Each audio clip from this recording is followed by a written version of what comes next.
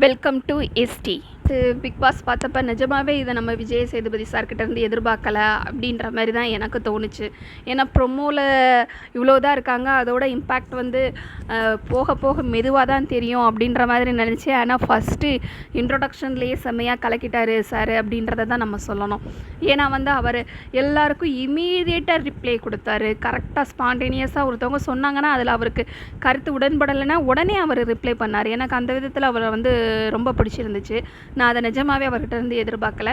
என்னென்னா ரவீந்திரன் வந்து என்னை வந்து எல்லாரும் தப்பாகவே நெகட்டிவாகவே பார்க்குறாங்க, நான் என்னோட வந்து உண்மையான குணத்தை காட்டி நான் எல்லாருக்கிட்டையும் நல்ல பேர் வாங்கணும் அப்படின்ற மாதிரி பேசினார். அதுக்கு இமீடியட்டாக வந்து சார் என்ன சொன்னார், அப்படியெல்லாம் யாரும் எல்லாத்துக்கிட்டையும் நல்ல பேர்லாம் வாங்க முடியாது அப்படின்னு சொல்லிட்டு ஒரு பழைய பாட்டை உதாரணம் காட்டி எல்லாத்துட்டையும் நல்ல பேர் வாங்கணும்னு நினைக்கிறவங்க தன்னை இழப்பான் அப்படின்ற மாதிரி பதில் பேசி அனுப்பிச்சி விட்டார். அதே போல் ரஞ்சித், ஆக்டர் ரஞ்சித், அவர் கெஸ்ட்டுக்கு வந்து பேசுகிறப்ப நாங்கள் கோயம்புத்தூர் போய் என்ன சாப்பிட்டீங்களா அப்படின்னு கேட்குறப்ப சார் வந்து சாப்பிட்டேன், நீங்கள் சாப்பிட்டீங்களா அப்படின்னு சொல்லி கேட்பார். அப்போ வந்து எங்கள் ஊரில் இப்படி தான் எல்லாத்தையும் கேட்போம் அப்படின்னு சொல்லி பேசுவார். அதுக்கு நல்லா நோஸ் கட் பண்ணார். எல்லா ஊர்லேயும் தான் சார் அப்படி கேட்போம், எந்த ஊரில் சார் வரவங்களை வராதிங்க திரும்பி போங்கன்னு விரட்டி விடுவாங்க, எல்லா ஊர்லேயும் தான் சாப்பிட்டீங்களான்னு கேட்பாங்க அப்படின்ற மாதிரி இமீடியட்டாக ரியாக்ட் பண்ணார். அதுவும் எனக்கு ரொம்ப பிடிச்சிருந்துச்சு.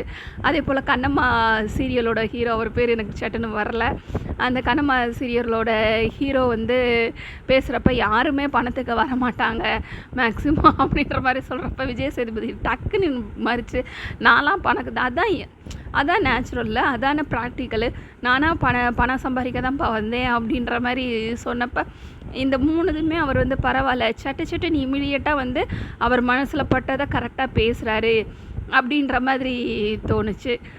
இதே மாதிரியே பிக் பாஸ் போனால் ரொம்ப நல்லா இருக்கும் அப்படின்றது தான் என்னோடய அபிப்பிராயம். மொத்தத்தில் வந்து விளம்பரத்தில் ப்ரொமோவில் எல்லோரும் என்னென்ன கேட்டாங்களோ அதெல்லாம் விஜய் சேதுபதி சார் வந்து நிறைவேற்றிட்டாரு அப்படின்னு தான் நான் சொல்லுவேன். இந்த ரிவ்யூ பிடிச்சிருந்துச்சுன்னா கட்டாயம் இந்த சேனலை வந்து சப்ஸ்கிரைப் பண்ணுங்கள், லைக் பண்ணுங்கள். அடுத்தடுத்து வந்து இனிமேல் வர இதுகளில் வந்து நம்ம கண்டஸ்டண்ட்டை பற்றியும் அன்னன்னைக்கு நடக்கிற நிகழ்வுகளை பற்றியும் என்னோடய அபிப்பிராயத்தை நான் சொல்கிறேன். தேங்க்யூ.